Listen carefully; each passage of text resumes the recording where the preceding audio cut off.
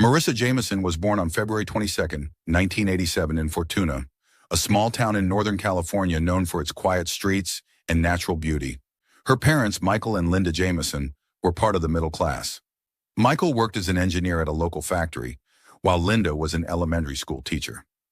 Marissa was the youngest child in the family. She had an older brother, Kevin, who was 4 years her senior. As a child, Marissa loved to read, with her favorite books being those that presented complex moral dilemmas. Her parents always encouraged her thirst for knowledge, supporting her in reading, school competitions, and chasing her dreams. However, everything changed in early 1999 when Marissa was only 12 years old. Her parents suddenly announced they were getting a divorce. It seemed like it came out of nowhere, but as it turned out later, the divorce had been brewing for years. Michael and Linda often argued over trivial matters, and one day in January, one of the coldest months of the year, a major conflict erupted in the Jameson household. Linda discovered that Michael had been having an affair with a colleague, which became the breaking point in their relationship. Marissa found herself at the center of the divorce, and the painful experience took a toll on her mental state. Her parents didn't hide their conflicts, each trying to pull the children to their side. This period was especially hard for Marissa. Her brother Kevin, being a teenager, spent more and more time away from home, leaving Marissa alone to watch the family fall apart. Soon after, her parents started dividing their property, including the house that had always been a refuge for Marissa. When her father finally moved out in April 1999, Marissa lost her sense of security. Her relationship with her father grew cold, and her faith in stable family bonds was deeply shaken.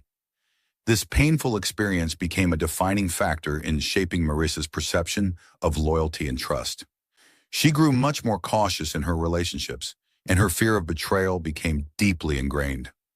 Starting at the age of 13, Marissa threw herself into her studies, using academic achievement as a way to cope with the family turmoil. By the end of 2000, she was already one of the top students at her school, and despite the difficulties, she managed to channel all her energy into education and self-improvement. As Marissa grew older, her ambitions only intensified. In high school, she developed a keen interest in subjects related to human psychology and communication. She became fascinated by how people interact, how they behave in stressful situations, and how emotions influence decisions and actions. In 2004, just before graduating high school, she decided to apply to the University of San Francisco to study communications and psychology. It was a decision rooted in her desire to better understand human nature and avoid repeating her parents' mistakes. The university accepted her application, and by the fall of 2005, Marissa began her journey into higher education. At university, she stood out for her analytical skills and her ability to navigate complex interpersonal issues. She immersed herself in studying human nature, particularly how relationships are built and broken. This understanding of interpersonal psychology would later become a key tool in her personal life when she had to unravel the secret life of her husband. Marissa wasn't just striving for success, she was yearning to build the stable, reliable life she had been deprived of as a child. Her goal was to create a family that would never face the betrayal and disappointment she had experienced in her youth. That's why, even while in university, she dreamed of finding someone she could trust and building a genuine, sincere family with them. However, life would show her that even her knowledge and intuition couldn't protect her from the betrayal that was creeping much closer than she could ever have imagined. This fear of betrayal and her desire to control her life would later play a fateful role when Marissa confronted the double life of her husband. Her childhood wounds would reopen, now intertwined with deceit, secrecy, and the looming danger threatening to destroy everything she had worked so hard to build. Fall 2005. The University of San Francisco was awash in the vibrant colors of a new academic year. Student life was in full swing, first parties, meeting new people, student gatherings and events. For Marissa Jameson, this was a time of freedom and opportunity.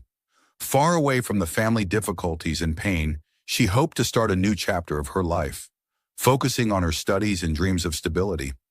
But it was at one of these student parties that her life took an unexpected turn. November 4th, 2005. It was a typical Friday night party on campus with students from the business administration and humanities departments mingling. Marissa hardly knew anyone there, but her friend Ashley convinced her to go, assuring her it would be a good chance to meet new people. That evening, she met Daniel Harris, a senior majoring in business administration, who already had a reputation on campus. Confident, smart, and ambitious, he easily drew attention. Daniel immediately caught Marissa's eye. Tall, charismatic, and most importantly, very self-assured, he approached her, smiled, and struck up a casual conversation, joking about tough assignments and sharing his future plans. Ambitious projects and career goals in a major consulting firm. He quickly charmed Marissa, and soon their conversation turned into a long exchange filled with laughter and flirtation. November 2005, January 2006. Over the next few weeks, their communication became more frequent. Daniel was the kind of person who always knew how to keep a conversation going and how to make Marissa feel like the center of his attention. They started dating. The first few months were blissful. Dinners at restaurants, strolls through the city, late-night talks about their future. Daniel seemed like the perfect boyfriend, caring, attentive, and ambitious. Qualities that attracted Marissa, who was striving for a stable life. However, even during this period, the first signs of trouble began to surface, which Marissa didn't fully recognize at the time. One such moment occurred in January 2006. Daniel insisted that they skip a party with her friends and spend the evening alone together, which at first seemed harmless. But later, when Marissa tried to push for attending the event, Daniel suddenly became cold and distant. He said he just wanted to spend time alone and that she wasn't respecting his wishes. This moment made Marissa feel guilty, and she gave in, deciding it was just a small argument. February 2006. On Valentine's Day, Daniel surprised her with an expensive gift, a silver bracelet engraved with their initials. It was a gesture that seemed to confirm his sincerity and depth of feeling. However, behind this gesture, there was something more. Daniel gradually began influencing Marissa's circle of friends, suggesting they spend more time together, just the two of them, rather than with her friends. He would casually remark that her friends were jealous or didn't understand her, and that she should distance herself from them. At the time, Marissa didn't give much thought to this, dismissing it as care and jealousy. Spring 2006. By April, their relationship became more serious, and Marissa increasingly relied on Daniel emotionally. They started planning trips for the summer, and he introduced her to some of his friends from university. Everything seemed perfect. However, behind the scenes, the manipulation on Daniel's part was gradually growing. The turning point came in the summer of 2006. Marissa began to notice that Daniel often emphasized his importance in their relationship. He talked about how much he had to solve, how he was strong, and that she should be grateful for everything he did for her. Her attempts to voice her opinion or suggest something new were met with silent resistance. For instance, on the eve of her birthday in July 2006, she wanted to host a party with friends and family, but Daniel suggested spending the day alone, saying, "It'll be the best way to celebrate." Marissa relented, although she felt a pang of disappointment. Fall 2006. Despite the subtle manipulation that had become part of their daily life, Daniel made the next step in their relationship. In September, during one of their dinners, he suggested they move in together. He convinced her that it would help them understand each other better and prepare for their future. Marissa agreed, seeing it as another step toward their happy future. 2007. After 2 years of dating, Daniel and Marissa seemed to have reached perfect harmony. They often talked about marriage, and by the end of the year, Daniel proposed. On the evening of December 3rd, 2007, during a romantic dinner at a restaurant, he got down on one knee and asked Marissa to marry him. At that moment, she felt her dream of a stable family was finally coming true. They got engaged, and a year later, in November 2008, they were married in a private ceremony with close friends and family. However, behind the facade of their perfect relationship, there was a dark side to Daniel. From the very beginning, he subtly manipulated Marissa, making her doubt her instincts, questioning her decisions, and isolating her from her surroundings. These hidden aspects of their relationship would later play a key role in breaking her trust and revealing Daniel's true nature. November 19th, 2017. It was their 9th wedding anniversary, For Marisa Jameson, this event always held great significance. In previous years, she and Daniel had always celebrated their anniversaries in style. Romantic dinners, weekend getaways, or gifts with symbolic meaning. But this time, things were different. A few weeks before the date, Daniel had left for a business trip to Seattle, and although Marisa expected him to return on time as usual, something felt off. The morning of November 19th began like any other. Marisa woke up looking forward to the day, expecting that Daniel would at least call to congratulate her. But the morning passed in complete silence. No call, no message. That alone was strange, as even during his busiest workdays, Daniel always found time for a quick message. Yet that day, Marisa's phone remained silent.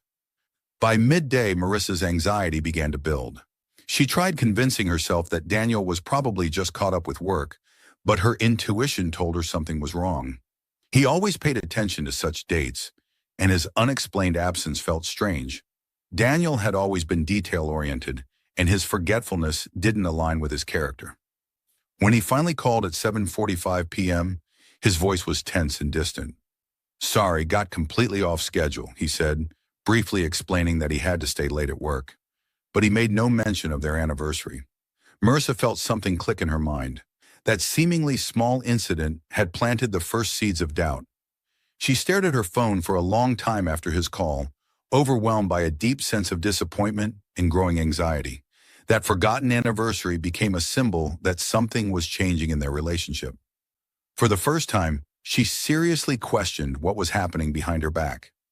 A week later, when Daniel returned home, Marisa tried to talk to him about her concerns, but he brushed her off, claiming that he had simply been overwhelmed with work and that it was just a date. His response didn't comfort her. His detachment and dismissal of her feelings only intensified her suspicions. Marisa began to notice things she had previously ignored: sudden business trips, the lack of calls while he was away, and his constant checking of his phone. December 20th, 2017. The day before Christmas Eve, while Marisa was preparing for the holidays, she decided to tidy up the guest room. That's when she accidentally came across a box hidden in the far corner of the closet. It looked like it had been deliberately placed there to avoid detection. At first, she didn't pay much attention to it, but when she opened the box and saw its contents, her heart stopped. Inside the box were several items that had no connection to their life together. The first thing that caught her eye was a second cell phone she had never seen before. It looked new and was clearly still active. Next to the phone was a stack of greeting cards, Christmas and holiday cards, signed in a child's handwriting with the words "Daddy" and "With love, Jason and Emma." These were names she had never heard before. Alongside the cards were several photos. In them, Daniel was smiling, holding two small children. One of the women in the photos, a brunette, was also holding his hand. Marisa was speechless with shock. For several minutes, she just sat on the floor, flipping through the photos and cards, trying to process what she was seeing. Who were these children? Who was this woman? And most importantly, what did all of this mean for her husband? The pieces of a puzzle began to fall into place. Pieces that once seemed insignificant. Sudden trips, his cold behavior, and constant checking of his phone. This second phone became the key piece of evidence, proving that her husband was living a double life. December 21st, 2017. The next day, Marisa could no longer ignore the troubling thoughts in her mind. She had spent the entire night scrolling through old photos and messages on her phone, trying to find inconsistencies in her memories. The discovery of the box had triggered the realization that her life with Daniel might have been an illusion. Every holiday trip and family moment now seemed scripted. She recalled times when Daniel had been strangely silent or distant, when he'd said he was tired or overwhelmed by work. Doubts she had once ignored began to resurface in her mind. This box was the beginning of a new frightening chapter in Marisa's life. She didn't know what to do next. But one thing was clear. Her intuition had been right, and now she had no choice but to face the truth that threatened to destroy her world. December 22nd, 2017. Marisa couldn't sleep at all after finding the box. Her mind was in chaos. Images of the children, the woman from the photos, the second phone. Everything now stood between her and her life with Daniel. She realized she could no longer ignore her fears and doubts. By morning, her anxiety had turned into determination. Marissa knew that the second phone could be the key to unlocking what was really going on in her husband's life. 10 a.m., nervously holding the phone she had found, Marissa slowly unlocked it using one of the default passwords she knew Daniel often used. The screen lit up with notifications, missed calls, and unread text messages. Marissa couldn't believe her eyes. The name Lauren Hale appeared frequently in the messages, and one in particular stood out. "Don't forget about Jason's school play on Monday. We'll be waiting for you." That name, Jason, was the same one she had seen on the greeting cards in the box. Memories flashed through Marissa's mind. Daniel's business trips, his absence during important moments, his cold behavior during their family celebrations. 11 a.m. As she scrolled through the messages, Marissa realized with horror that Daniel had been living a double life. His conversations with Lauren were filled with everyday details of their family life, discussing school events, shopping, and holiday plans. In one message, Lauren thanked Daniel for an unforgettable weekend with the kids at the beach. Marissa gripped the phone tightly, realizing that all this time he had been living with her and with another woman, another family. December 23rd, 2017. Saturday morning passed in a fog. Marissa didn't know how to move forward with this information. She couldn't just confront Daniel and demand answers. It seemed too dangerous. He had been lying to her for years. What else was he hiding? In an attempt to gather more information, she did something she had never done before. She took Daniel's phone and started searching through his financial and personal records. Through online banking, she discovered that he had been sending large sums of money to an account registered under the name Lauren Hale. December 27, 2017. Marissa continued her investigation in secret. One day, while checking Daniel's phone, she received a message from a private investigator named John Marshall, who was texting Lauren. The message was simple: "Confirmed he's back in Fortuna, awaiting further instructions." Marissa's heart raced. She quickly took a screenshot and began researching private investigators in the area. Within a few hours, Marissa found that John Marshall was indeed a licensed investigator operating in California. But what was he doing here? Why was he following Daniel? December 28, 2017. Unable to bear the pressure any longer, Marissa decided to take the first step and try to uncover the truth directly. She found John Marshall's contact information and sent him an anonymous message asking for a meeting. That same day, they met in a parking lot in downtown Fortuna. Marissa felt a mix of excitement and fear. She didn't know if she could trust this man. When John appeared, he looked confident but cautious. They exchanged a few short sentences, but Marissa immediately sensed that he knew much more than he was letting on. John claimed he was working for Lauren Hale, who suspected Daniel of infidelity and had hired him to follow him a few months ago. At that moment, Marissa began to grasp the magnitude of the situation. She wasn't the only one trying to uncover the truth about Daniel. However, something about John's behavior made her uneasy. Marissa noticed how nervous he became when she mentioned Lauren's name. His answers grew more evasive, and Marissa started to suspect that he might have his own hidden motives. There were too many unanswered questions in his story. He promised to keep her informed, but Marissa wasn't sure if she could trust him. December 29, 2017. Marissa returned home feeling more confused than ever. She was now entangled in three complex threads: Lauren, her children, and now the private investigator, whose motives remained unclear. Who was really trying to uncover the truth, and who was manipulating her for their own gain? Marissa realized that there was much more to discover than she had initially anticipated. She continued reading through the messages on the secret phone and came to the grim realization that her world hadn't just been shattered. It had been built on deception from the very beginning. December 30th, 2017. The morning was cold, but the tension in the air heated up the atmosphere in Marissa's home. She had spent the last few days lost in anxious thoughts, searching for answers, but she knew she could no longer hide her suspicions from Daniel. That evening, when he returned from yet another business trip, Marissa decided it was time for a frank conversation. 8 p.m. in the living room of their home. Marissa sat on the edge of the couch, clutching the phone that had become a symbol of betrayal. When Daniel walked in, his expression changed immediately. He noticed the phone and his face showed a calm mask that seemed ready to crack at any moment. "We need to talk." Her voice was steady, though she trembled inside. She could no longer hide her suspicions and decided to directly ask about Lauren and the children. Daniel, clearly trying to contain his emotions, froze for a moment, then started talking, trying to justify himself. He spun a confusing story about how things weren't what they seemed, that he had his reasons, and that he had planned to tell her everything at the right time. But the more he spoke, the less convincing it sounded to Marissa. She felt her world crumbling, and her distrust grew with every passing minute. 9:30 p.m. The conversation escalated into a fight. Marissa accused him of betrayal, of lying to her for years, of destroying their life together. Daniel, however, seemed to be losing control. He initially tried to explain, but soon his calm turned into aggression. He threatened Marissa, saying that if she told anyone, she would regret it. This was the first time Marissa had seen him like this. His cold, cruel gaze terrified her.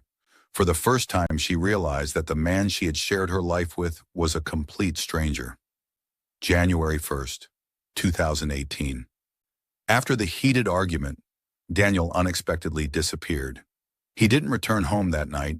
His phone was turned off, and Marissa had no idea where he had gone. The next day, his car wasn't parked outside their house.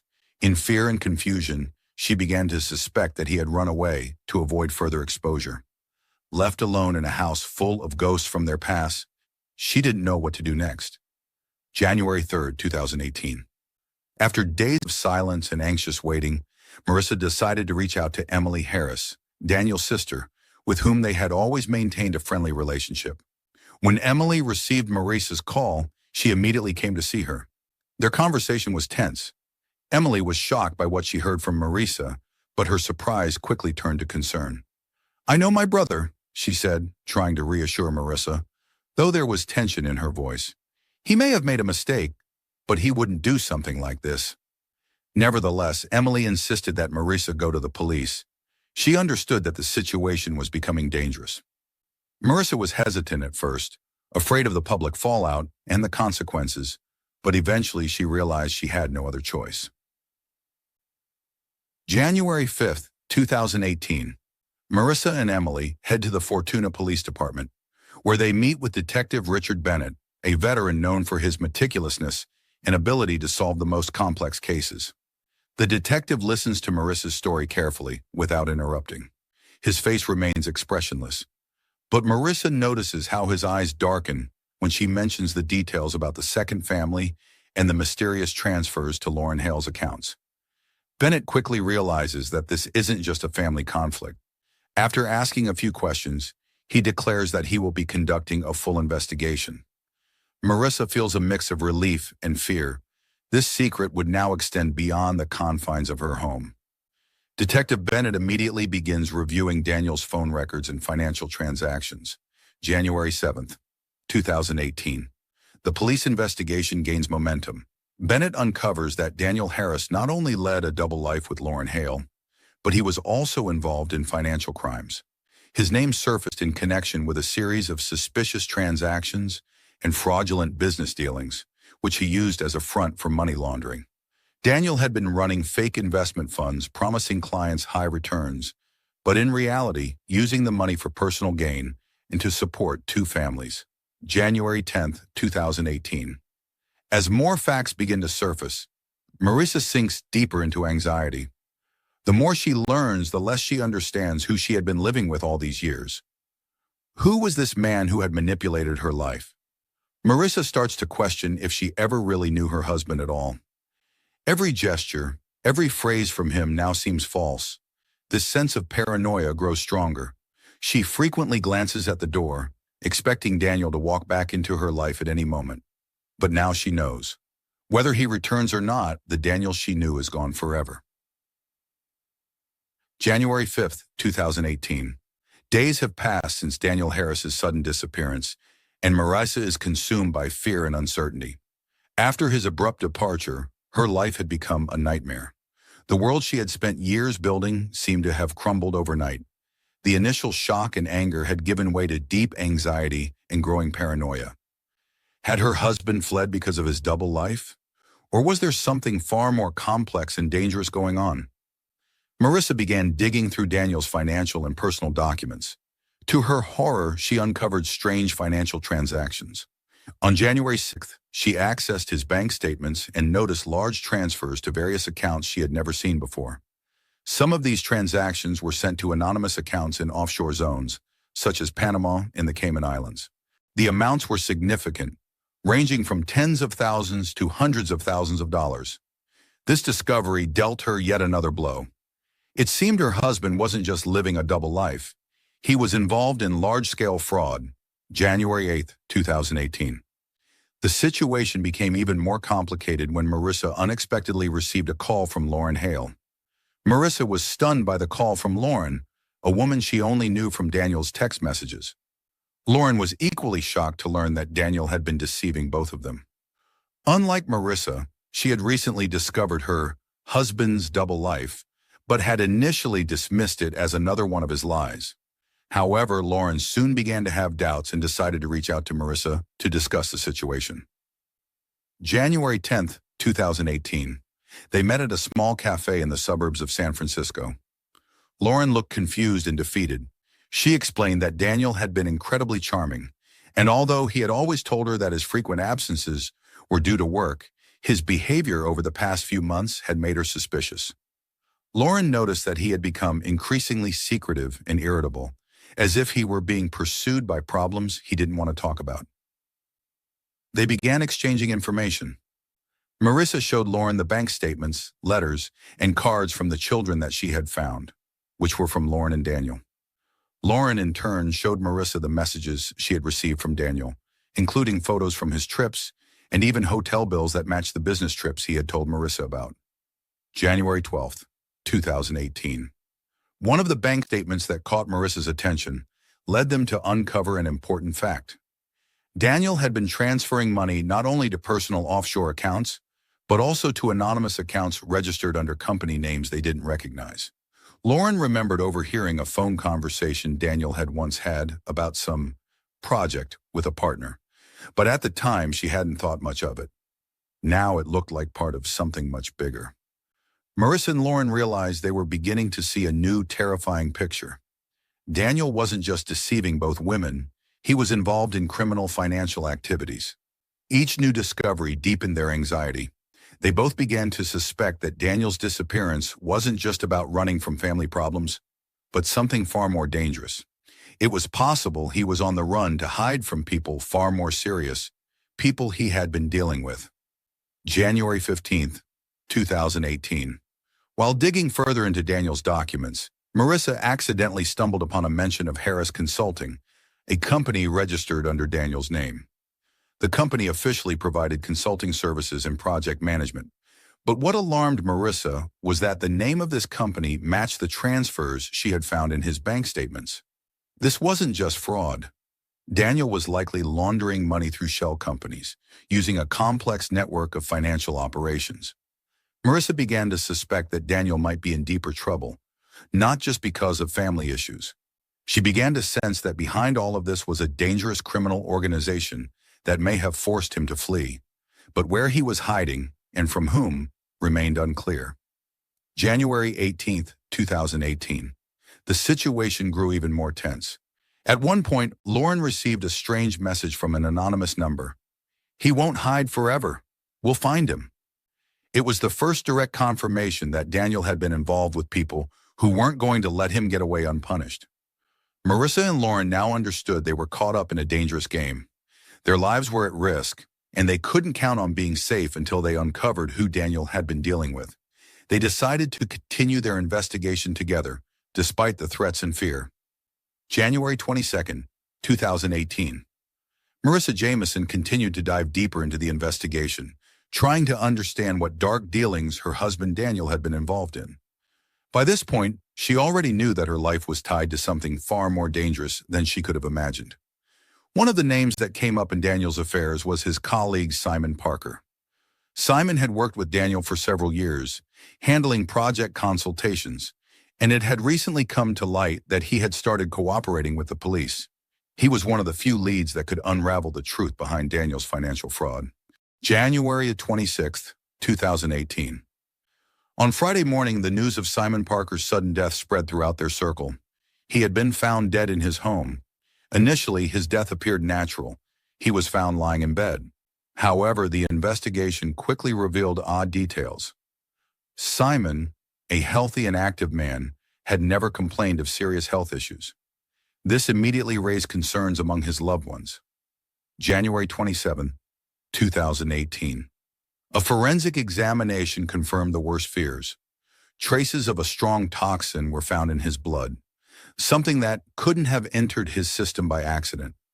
Experts noted that the substance was rare and often used in criminal circles to eliminate problematic individuals. This was clear evidence that Simon's death wasn't a coincidence, but a deliberate murder. Marissa learned about this through her contacts in the police. January 28th, she received a message from a detective she knew, hinting that Simon's death might be connected to the business dealings he had with Daniel. This revelation struck her hard. She now understood that her husband's criminal ties were leading to real deaths. She couldn't shake the feeling that there was something much bigger behind all of this than she had ever imagined. February 1st, 2018. In the days that followed, Marissa's anxiety grew. On Thursday night, she was awakened by a phone call from an unknown number. She picked up, but on the other end, she heard only heavy, steady breathing. The call lasted several seconds before the line went dead. It was the first of a series of anonymous calls she received over the next few days. Each time there was either silence or faint breathing, but the feeling that she was being watched became unbearable. Marissa wasn't the only one feeling the pressure. February 3rd, 2018. Lauren Hale discovered that her car had been vandalized. Someone had scratched the word liar into the hood of her car. Lauren immediately called Marissa, terrified by the threat. The sense that they were both at the center of a dangerous game only intensified. Lauren began to fear for her children's safety and felt that her life was in danger.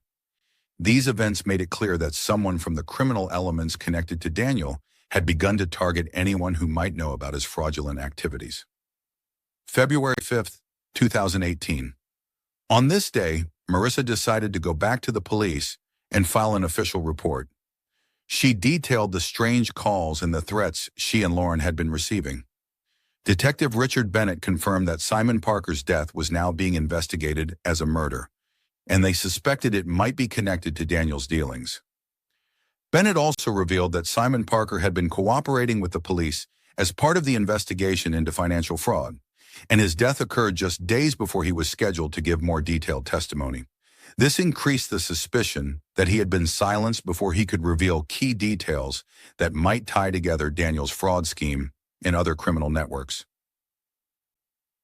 February 7th, 2018. The situation escalated further. On that day, as Marissa was driving home from work, she noticed a dark SUV following her and circling around her house. At first, she thought it was a coincidence, but when the vehicle appeared a second and third time, her anxiety skyrocketed. She felt the danger closing in, but she couldn't figure out who to trust. February 15th, 2018. News of Simon Parker's death had not yet died down when Marissa received another terrifying piece of information. Her heart sank when she learned that Emily Harris, Daniel's younger sister, had been found dead in her apartment in Fortuna. This event shook her to the core. Emily had always been someone Marissa could rely on, and now she too had become a victim of her brother's dark dealings. February 14th, 2018. Emily lived in a small apartment in a quiet neighborhood on the outskirts of Fortuna. The day before her death, she was planning a romantic dinner with her boyfriend. He arrived to pick her up around 7:30 p.m., but after knocking on her door multiple times and getting no response, he decided to come back later. When he returned around 11 p.m., the apartment was still locked and no lights were on. A sense of worry began to set in. February 15th, 2018. The next morning, concerned that Emily wasn't answering her phone, her boyfriend called the police. When officers forced their way into her apartment, they found Emily dead on the living room floor. The scene looked like she had been caught off guard. There was a broken mug beside her body, and her phone had been tossed into the far corner of the room. Experts immediately noted that this was no accidental death. Emily had been strangled, and the marks on her neck showed clear signs of a violent struggle. February 16, 2018. Throughout the day, police began searching the apartment and interviewing neighbors. But strangely, no one had seen or heard anything suspicious. Neighbors described Emily as a quiet, friendly woman who had no known enemies.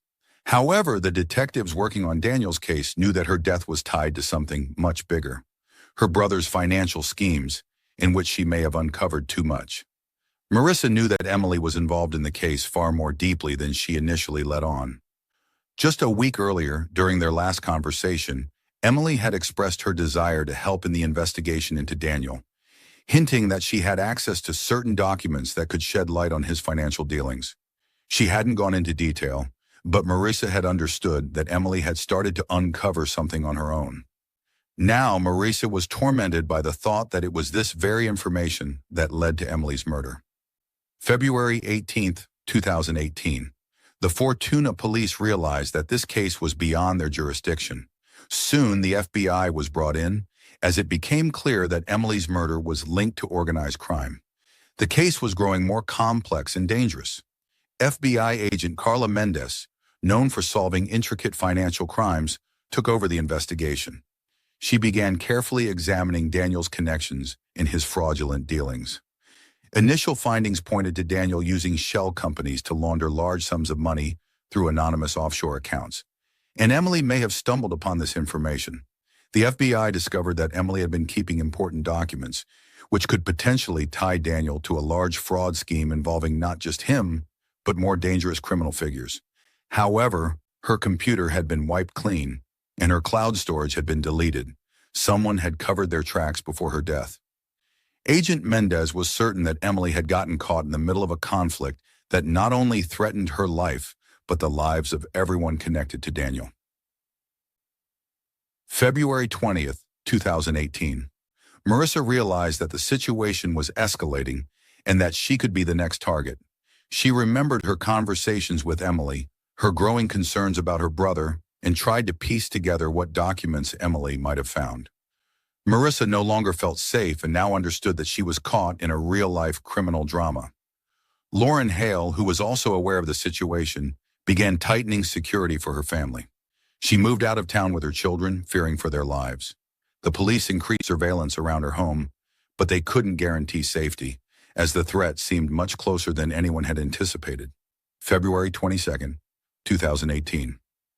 On this day, Marissa made the decision to contact Agent Mendez directly, telling her everything she knew about Daniel and Emily's dealings. She realized time was running out.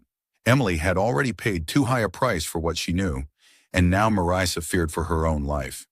Agent Mendez listened carefully to her testimony, which only confirmed her suspicions that the criminal network Daniel had been involved with was now eliminating all witnesses.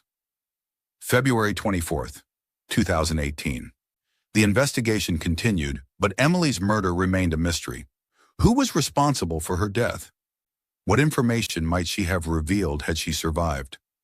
The answers to these questions remained unclear, but one thing was certain. Emily had become a victim of the same forces tightening the net around everyone connected to Daniel's dealings. February 27th, 2018. The weeks following Emily's death were filled with not only fear, but new questions.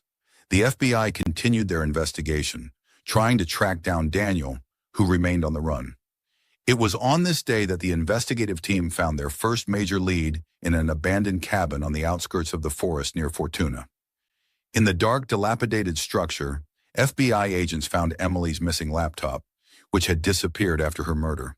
The laptop contained files related to the financial operations in which her brother had been involved, and as it turned out, these were key pieces of evidence linking Daniel to the criminal network. The laptop held encrypted documents about bank transactions, offshore transfers, contact lists, and even the names of those involved in the fraud. Emily's laptop could be the crucial piece of evidence that exposed the entire criminal organization tied to Daniel. Now it was clear to everyone, that his flight wasn't just about escaping exposure to his family, but avoiding the wrath of the people he had been doing business with. March 1st, 2018. On this day, Marissa received an unexpected call. The voice on the other end was shaky and barely recognizable, but she immediately knew it was Daniel. He was begging her for a meeting, saying he needed her help and was ready to tell her the whole truth. He sounded scared and paranoid, his words disjointed, but the message was clear. He was at the breaking point and feared for his life. March 2nd, 2018. Despite all her doubts, Marissa agreed to the meeting. The location was chosen by Daniel, an abandoned factory on the outskirts of town, far from any busy areas. Sensing the danger, she contacted Detective Richard Bennett to inform him of the meeting. The FBI and police agreed to monitor the situation from a distance, giving Daniel the chance to come forward, but without putting Marissa in immediate danger. March 3rd, 2018, 7:30 p.m. When Marissa arrived at the abandoned factory, the surroundings were bleak and desolate. Dust swirled in the air, stirred by the wind, and darkness surrounded the meeting place. Daniel emerged from the shadows, his face pale, his appearance haggard. His eyes glistened with tension and fear. He began speaking about how everything had spiraled out of control, how he had gotten trapped in a criminal network from which there was no escape. According to him, it had started as small schemes, but the web had grown, and he had become just a cog in a much larger machine. He told Marissa that he had been forced to launder money through shell companies and use offshore accounts to transfer large sums of money, all while acting under the pressure of crime bosses who now wanted him dead. "I wanted out, but it was too late." His voice trembled with fear. He nervously glanced around as if someone was already watching them. 8:15 p.m. But something changed in his behavior. Suddenly, his paranoia took over completely. He pulled a gun from his pocket, shaking and pointing it alternately at Marissa and into the air. His panicked cries mixed with accusations and pleas. "They want to get rid of me. You have to understand. I can't go back." Marissa tried to calm him down, but his fear had turned to desperation. She could feel the situation slipping out of control. At that moment, figures emerged from the shadows, the very criminals Daniel had feared. They had no intention of letting him escape or tell his story. Before Marissa could do anything, one of the men spoke. "Enough talk." A gunshot rang out. Daniel collapsed to the ground, his life ending in an instant. March 5th, 2018. After Daniel's death, the FBI wrapped up their operation to take down the criminal network he had been involved with. Based on the evidence found on Emily's laptop, the agents conducted a series of arrests, which led to the dismantling of the organization involved in money laundering and financial fraud. However, many questions remained unanswered. Who exactly was behind the murders of Simon Parker and Emily? The FBI's operation had been a success, but certain elements of the case remained in the shadows. March 10th, 2018. Marissa's life after Daniel's death was shattered. She could no longer stay in Fortuna. The town reminded her of every betrayal, every lie she had uncovered over the past few months. Lauren, who had also lost the illusion of her perfect life, decided to start over. She moved to a new town with her children, trying to forget her past and the man she had once thought was her husband. March 17th, 2018. Marissa left Fortuna. She was trying to escape not only the ghosts of her past, but the increasingly frequent anonymous threats she had started receiving after the case was closed. Every night she was woken by a phone call, always silence on the other end. On the last night before her departure, she saw a car parked outside her house. Its headlights were off, but she felt someone was watching her. March 19th, 2018. In the final scene, we see Marissa leaving Fortuna. Her face reflects a mixture of relief and anxiety. A car follows behind her, the same SUV she had noticed near her house. The identity of the pursuer remains unknown, but their presence makes it clear that even after the case was closed, Marissa was still not free from those involved in Daniel's criminal web.